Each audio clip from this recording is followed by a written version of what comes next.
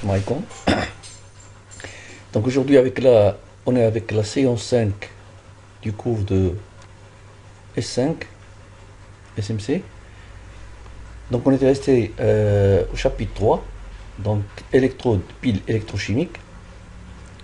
Donc concernant ce chapitre, qui est le dernier chapitre et le plus important,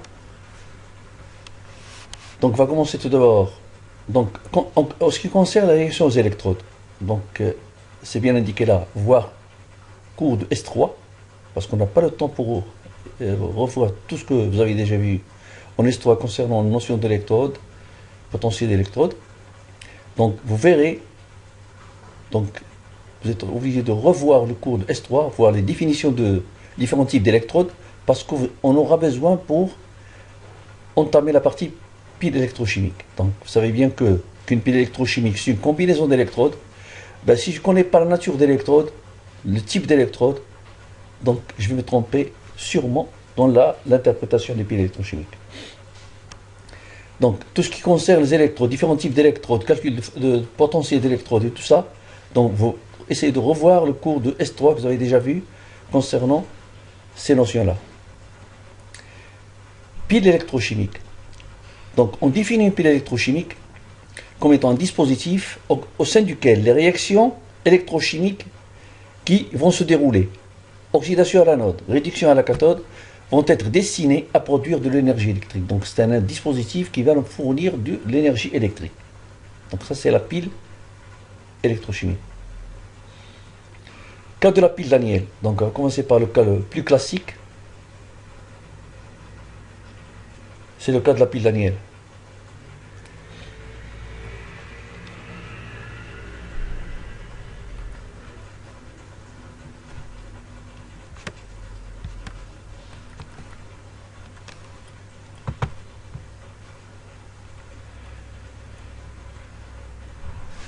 Donc la pile Daniel, la chaîne électrochimique de cette pile Daniel est formée par la chaîne suivante. Donc j'ai une électrode de zinc plongée dans une solution contenant les ions Zn de plus, solution ZnSO4, une électrode de cuivre plongée dans une solution contenant les ions cuivriques de la solution CuSO4.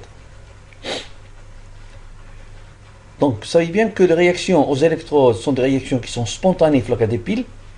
Donc on va nous baser essentiellement sur les potentiels normaux différents couples oxred. Donc j'ai le couple Zn de plus Zn et le couple Ci de plus Cu. Donc si vous remarquez bien les potentiels normaux, les deux couples, donc le potentiel normal de Zn de plus Zn, il est de l'ordre de moins 0,76 volts. Celui de Ci de plus Cu, il est de l'ordre de plus 0,34 volts.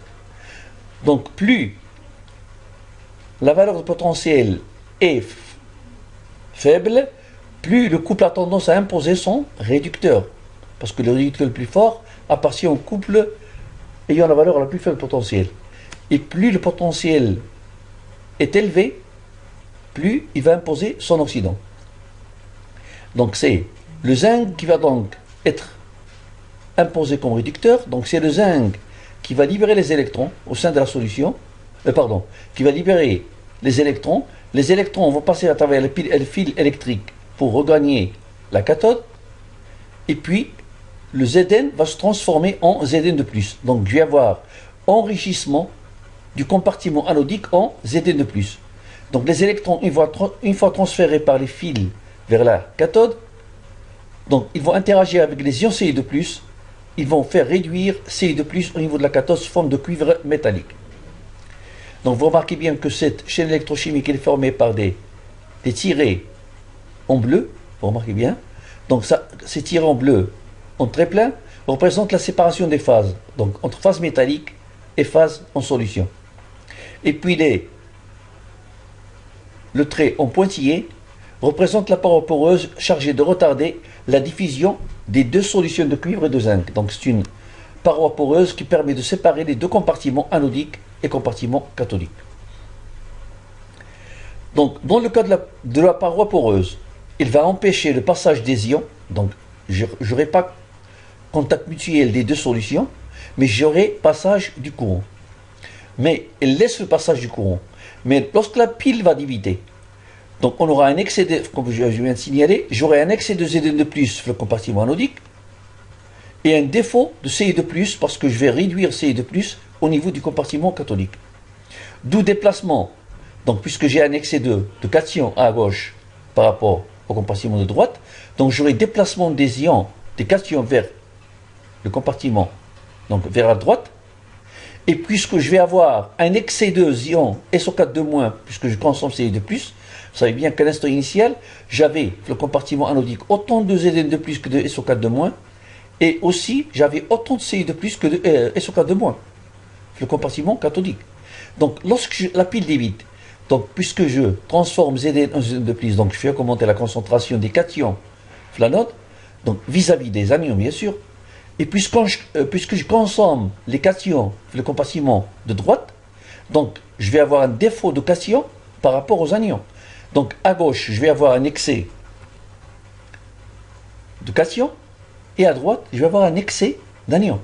Donc j'aurai Zn de plus qui vont se déplacer vers la droite, puisque j'ai un excès de cation, et puis j'aurai SO4 de moins qui vont se déplacer vers la gauche, puisque j'ai un excès d'anions. Donc puisque en se déplaçant vers la droite, les ions Zn de plus sont des cations métalliques qui sont lourds, donc ils ont du mal à se déplacer. Donc puisque SO4 de moins se déplace de façon plus rapide que Zn de plus, donc je vais avoir accumulation de charges négatives à droite de la membrane, accumulation de charges positives à gauche de la membrane. Donc puisque SO4 de moins sont plus mobiles que Zn de plus, donc je vais avoir plus de SO4 de moins à droite que de Zn de plus à gauche. Donc je vais avoir un établissement de ce qu'on appelle un potentiel, une différence potentielle de partir de la membrane, qu'on appelle potentiel de jonction. Donc ce potentiel de jonction aura pour rôle important de faire accélérer l'ion le plus lent et de ralentir l'ion le plus rapide. Donc d'une manière générale, à cause de l'existence de cette différence potentielle parasite, donc pour que je puisse écrire correctement la différence potentielle, donc c'est E égale à EC moins EA, plus EJ. Donc, puisque j'ai établissement de ce potentiel de jonction au sein de la solution. Donc, je vais avoir une erreur sur les valeurs mesurées par rapport aux valeurs calculées. Donc, un petit décalage dû à ce potentiel de jonction. Donc, puisque lorsque je cherche à calculer delta E de la pile, donc c'est EC moins EA. Donc, je ne connais pas la valeur de EG pour que je puisse en tenir compte. Mais puis, pour la valeur mesurée de delta E, donc il tient compte de EJ présent et j'aurai un décalage entre valeur mesurée et valeur calculée. Donc on cherche alors à penser comment faire pour éliminer ce potentiel de jonction qui a tendance à fausser les mesures. Donc d'une manière générale, la force électromotrice d'une pile s'écrit sous cette forme-ci, EC moins EA plus EJ. EC étant le potentiel du système réagissant à la cathode, EA, potentiel du système réagissant à l'anode, EJ, potentiel de jonction. Donc, on dit alors qu'il y a une perturbation dans la mesure de la force électromotrice d'une pile qui est due à ce potentiel de jonction de séparation. Donc, comment procéder pour éliminer le potentiel de jonction? Donc, on va essayer de remplacer cette membrane par ce qu'on appelle un pont salin. Comment procéder pour pouvoir éliminer ce potentiel de jonction? Donc on utilise un pont salin, si c'est un tube en verre sous forme de U, qu'on va remplir avec une solution particulière, soit KCl, soit nitrate d'ammonium. Pourquoi KCl ou nitrate d'ammonium? Obligatoirement, il faut que la mobilité du cation du Cl soit sensiblement égale à la mobilité de son anion. Donc U de A+, doit être sensiblement égale à celle de la mobilité de l'anion B-. Donc pour KCl, la mobilité du K+, elle est sensiblement égale à celle de Cl-. Et pour le nitrate d'ammonium, la mobilité de NH4+, elle est sensiblement égale aussi à la mobilité de NO3-. Donc je choisis KCl par exemple, donc puisque les mobilités sont sensiblement égales. Donc je vais remplir, donc comment faire pour remplir le KCl dans le tube en U? Donc je prends un petit bécher, je le remplis avec de l'eau distillée, je porte à ébullition. Donc une fois que une fois que la solution d'eau distillée est portée à ébullition, je vais additionner le KCl jusqu'à saturation. Donc je sature la solution dans le bécher avec du KCl. Bien sûr, je prends une meilleure qualité de KCl. Donc une fois que la solution elle est homogène, donc je chauffe jusqu'à ce que la solution, donc j'homogénise toute la solution dans le bécher. Donc une fois que le KCl soit porté de nouveau à ébullition dans la solution, je vais additionner un agent gélifiant. Donc l'agent gélifiant c'est une poudre de ce qu'on appelle tahalib de bahar, donc ce sont des algues marines. Donc ça se vend. Donc des particules ce qu'on appelle l'agar-agar, on additionne dans le bécher, donc une fois que la solution est portée à ébullition, et je laisse chauffer un certain moment, et je remplis mon tube. Donc je le place sous forme de U, je le prends avec une pince, et je remplis mon tube en U, et je laisse refroidir. Donc je fais 3 ou 4 types de tubes en U pour des mesures futures. Et puis j'aurai ainsi préparé mon tube en U. Donc une fois que la solution s'est refroidie, donc j'ai mon tube qui est bien prêt pour être utilisé. Donc maintenant je vais prendre 2 cuves. D'accord? Donc comment je vais procéder alors pour que ce potentiel de jonction soit égal à 0? Donc je reprends ma pile lanière de tout à l'heure. Donc j'ai la lame de zinc plongeant dans une solution de sulfate de zinc, j'ai la lame de cuivre dans la solution de sulfate de cuivre. Donc je ferme le circuit et la pile va débiter. Donc je vais remarquer bien que je place mon tube en U pour fermer le circuit, parce qu'il n'y a pas de tube en U, j'aurai un circuit qui est ouvert et je ne peux pas avoir passage du courant. Donc mon tube en U est placé pour faire le lien entre les deux compartiments. Maintenant la pile va débiter. Donc de la même manière, j'aurai le zinc qui va se dissoudre. Donc j'aurai oxydation du zinc qui va passer sous forme de Zn de plus.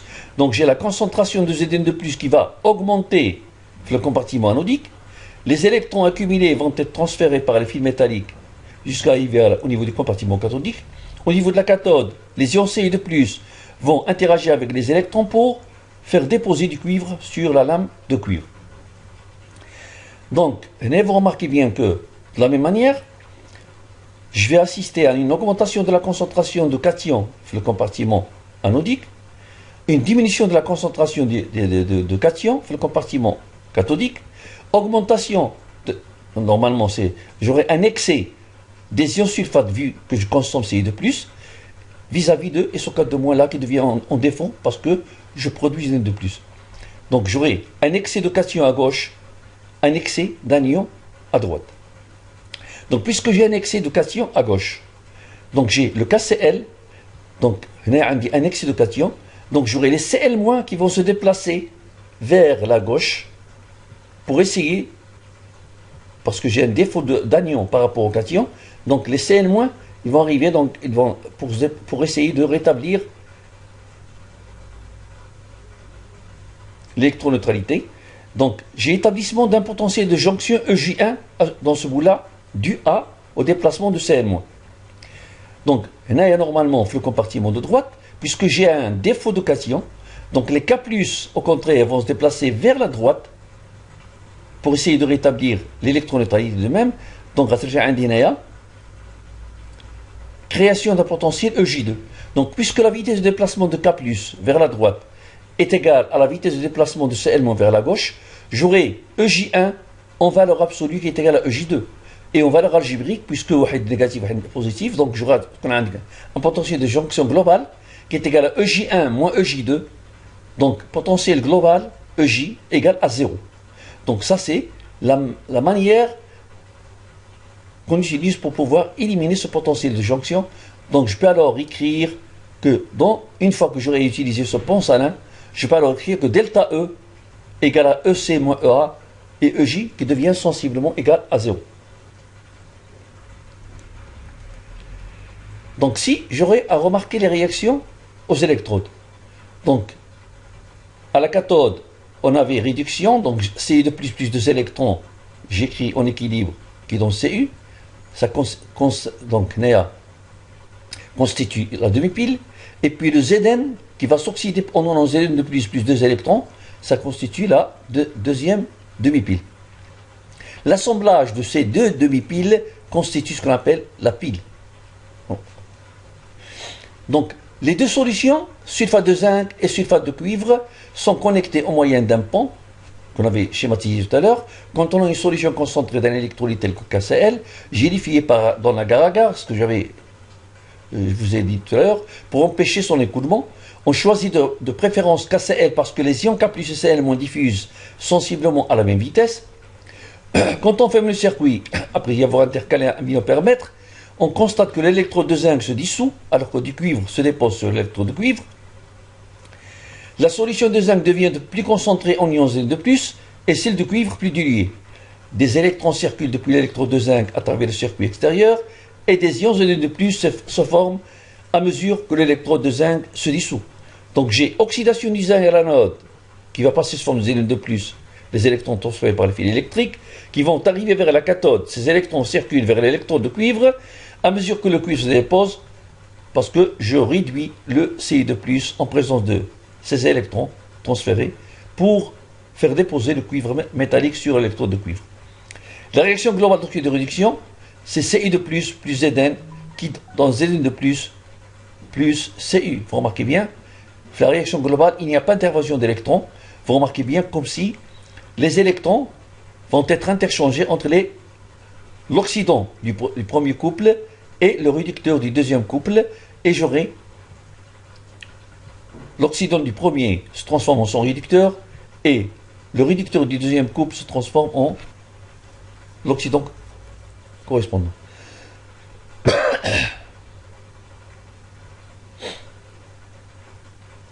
L'électrode de zinc qui perd des électrons se charge négativement, et celle du cuivre positivement. Donc l'électrode de zinc qui perd des électrons, on va se charger négativement. L'électrode de cuivre qui va gagner des électrons, on va se charger positivement. Le courant, donc d'après le principe donc c'est une convention, donc le courant circule du point de potentiel le plus élevé du cuivre pour le positif vers le point de potentiel le plus bas.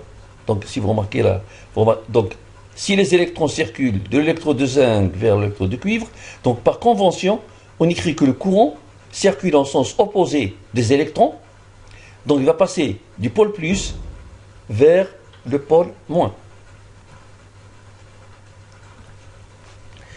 Le pont de jonction sert pour prévenir une accumulation de charge dans l'un ou l'autre des récipients, en permettant aux ions Cl- de diffuser à travers le pont vers le compartiment anodique et aux cations K+, de diffuser vers le compartiment cathodique, donc ce que j'avais signalé tout à l'heure. Donc j'écris l'équation de Nernst pour les deux électrodes. Donc pour l'anode, compartiment 1, donc on a E1 égale E0 Zn2 plus Zn plus RT sur Nf, j'ai deux électrons, log népérien de l'activité de l'oxydant, qui est le Zn2 plus, donc sur l'activité du réducteur, c'est le zinc, donc c'est un métal pur, son activité est prise égale à 1. Le potentiel normal de Zn2 plus Zn, il est de l'ordre de moins 0,76 volts. Pour la cathode, on a E2 égale à E0 de Ci2 plus Cu plus RT sur 2F, log népérienne de l'activité de l'oxydant, sur l'activité du réducteur, qui est l'activité du métal cuivre, qui est égale à 1.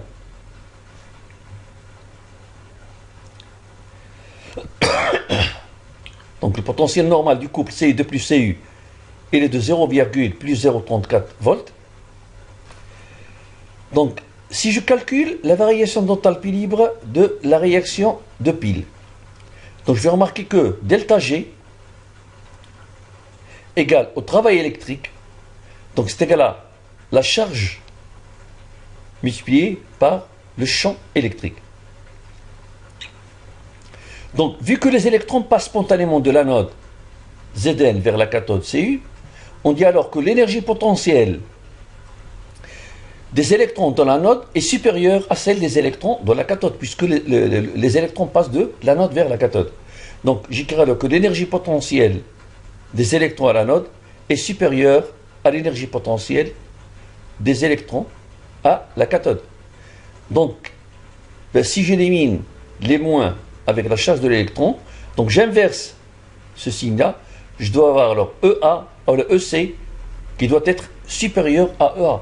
Donc, pour que la réaction de pile soit spontanée, il faut que delta G soit inférieur à 0. Ça revient à dire que, obligatoirement, le potentiel de la cathode doit être supérieur à celui de l'anode. Q symbolise le nombre de moles d'électrons. Donc, une mole d'électrons, c'est le Faraday, c'est la charge, c'est le nombre d'Avogadro multiplié par la charge de l'électron. C'est l'équivalent de 96 500 coulombs. Et petit n, c'est le nombre de moles d'électrons. Et puis le signe moins symbolise tout simplement qu'il s'agit bien d'électrons chargés négativement. Donc Q n'est autre que moins n multiplié par F, qui est le Faraday. Ben, si je reporte dans l'expression de delta G, donc delta G qui est égal à Q fois E, égale à moins NFE.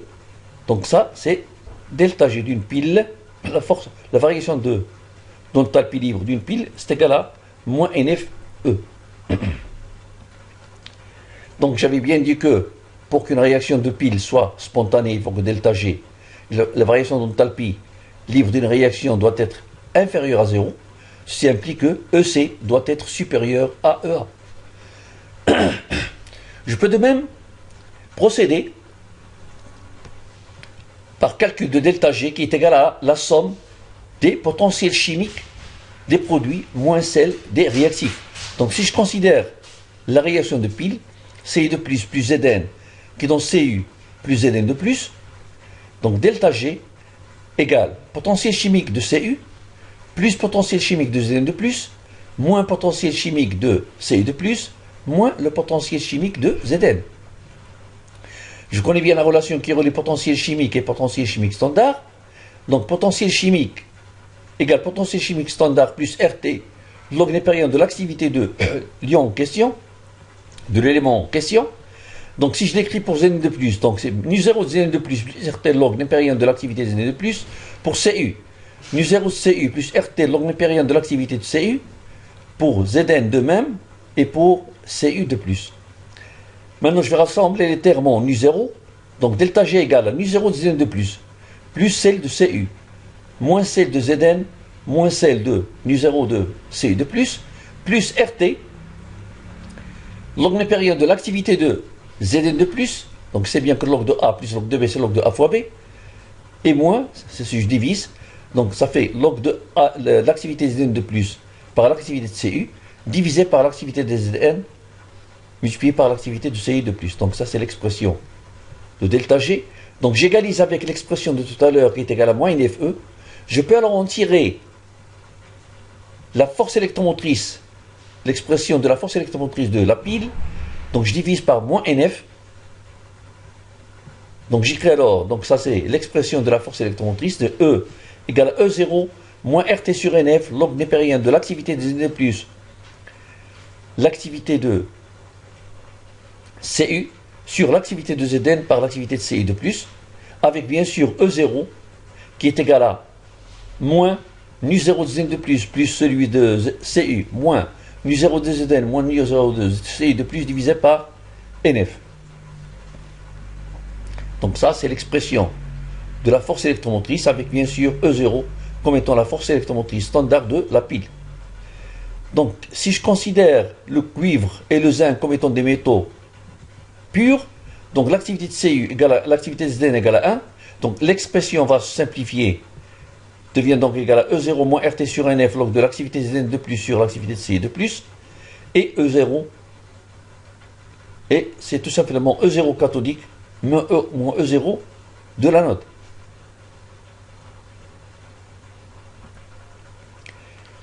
Réversibilité thermodynamique. Donc par électrolyse, on peut inverser, c'est pour ça que normalement vous trouvez toujours la réaction d'oxydoréduction, on écrit toujours la réaction globale comme étant réaction en équilibre. Tout simplement parce que je peux avoir l'une ou l'autre des deux réactions en fonction de la différence potentielle à poser. Donc par électrolyse, flocage d'une pile, on a bien montré que flocage d'une pile c'est une réaction spontanée. Donc la pile fonctionne de façon spontanée en fonction des potentiels normaux des différents couples. Mais par électrolyse, on peut inverser le sens de circulation du courant. C'est-à-dire, si le cas de la pile d'Anier, c'est l'électrode de zinc qui fonctionnait comme anode et c'est l'électrode de cuivre qui fonctionnait comme cathode, je peux, en imposant une différence potentielle A adéquate, inverser le sens de circulation du courant, c'est-à-dire la lame de zinc qui fonctionnait comme anode devient cathode, alors que c'est le cuivre qui va se comporter comme anode. Les réactions d'oxydoréduction sont donc réversibles. On peut avoir l'une ou l'autre des deux réactions en fonction de la différence potentielle appliquée. C'est-à-dire, si dans un sens OX1 plus RED2 a tendance à donner OX2 plus RED1, donc je peux imposer une différence potentielle adéquate de telle manière à faire fonctionner donc fonctionner donc c'est le premier couple qui a imposé son oxydant, il va imposer son réducteur, et le deuxième qui a imposé son réducteur va imposer son oxydant. Donc c'est-à-dire la réaction va s'écrire de droite à gauche. OX2 plus RED1 qui va me donner OX1 plus RED2. Donc je dirais alors que les réactions d'oxydoréduction sont des réactions réversibles. Influence de la température sur la force électromotrice d'une pile. Pour déterminer l'influence de la température sur la force électromotrice, on définit ce qu'on appelle un coefficient de température. Donc c'est la dérivée partielle de E sur dt. Donc c'est ce qu'on symbolise par ce terme-là comme étant le coefficient de température. Donc ça veut bien que si je cherche à calculer d de G, donc ça veut bien que G est égal à H moins TS. Donc si je calcule d de G, donc c'est d de H moins TdS moins S dt. Je développe d de H qui est égal à d de U plus d de PV. Alors d de H, je l'écris comme étant égal à d de U plus d de PV qui est égal à PDV plus VDP, où d de U c'est moins PDV, donc c'est delta Q plus delta le W travail mécanique. Donc si je considère un système réversible, j'aurai donc, en faisant des simplifications, je vais aboutir pour chaque système, pour une variation infinitésimale d'enthalpie libre, G, donc D de G va s'écrire sous la forme de moins SDT plus V dP. Donc il suffit de faire un petit calcul simple et vous allez aboutir à cette expression-ci. Donc, G comme delta G sont ce qu'on appelle des fonctions d'état. Ben, si G et delta G sont des fonctions d'état, leurs différentiels sont des différentiels total exact. Donc, puisque D de G est égal à moins SDT plus VDP, D de delta G égale à moins delta SDT plus delta V D de P.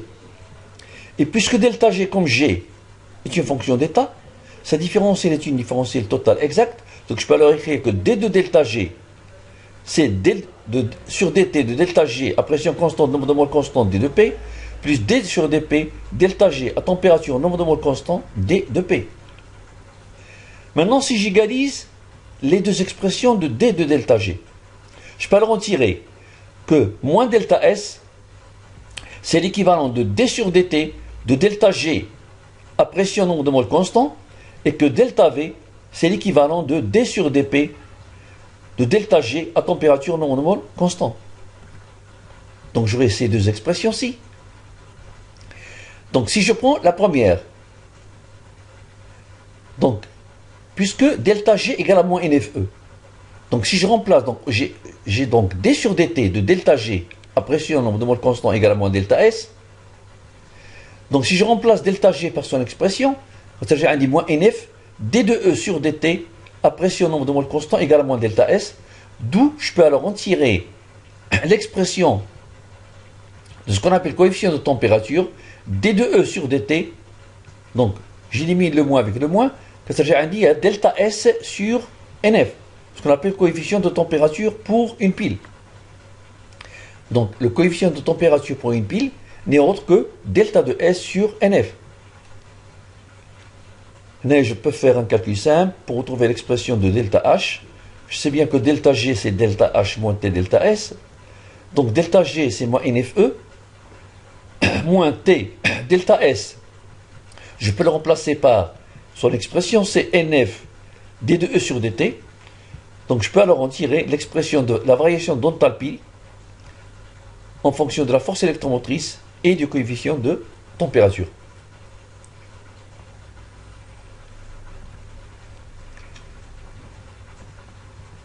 Donc, j'écris l'expression de delta H. Les conditions standards, c'est moins NFE0 plus NFT d de E0 sur dt à pression et non de vol constant. Donc, par analogie, je définis de la même manière ce qu'on appelle le coefficient de pression, d de E sur d de P à température et nombre de moles constant. Je reprends l'autre expression, c'est d sur d de P de delta G, qui est égal à moins NF, donc je remplace delta G par son expression. Donc c'est moins NF d de E sur d de P à température et nombre de moles constant, c'était égal à delta de V. D'où je peux alors en tirer l'expression du coefficient de pression, d de E sur d de P à température et nombre de moles constant, c'est égal à moins delta V sur NF, ce qu'on appelle coefficient de pression pour une pile. Ce qu'il faut noter, c'est que ce coefficient de pression n'a d'importance que si, dans la réaction globale de pile, il y a intervention des gaz. Car si la réaction de pile ne fait intervenir que des solides et des liquides à gauche et à droite, donc delta V sera toujours très faiblement variable avec la pression et on pourra négliger l'influence de la pression sur la force électromotrice de la pile. Donc si dans la réaction de pile, je n'ai que des solides et des liquides, donc delta V va varier de façon très très faible, donc l'influence, donc la pression, je dirais alors que la pression n'aura pas d'influence sur la force électromotrice de la pile. Par contre, dès qu'un gaz intervient dans la réaction et que le nombre de moles de gaz mis en jeu varie en passant de gauche à droite, alors la force électromotrice va subir l'influence de la pression. Donc, la pression n'aura d'influence sur la force électromotrice que si, dans la réaction globale de pile, j'aurai intervention des gaz et que le nombre de moles de gaz varie en passant de gauche à droite.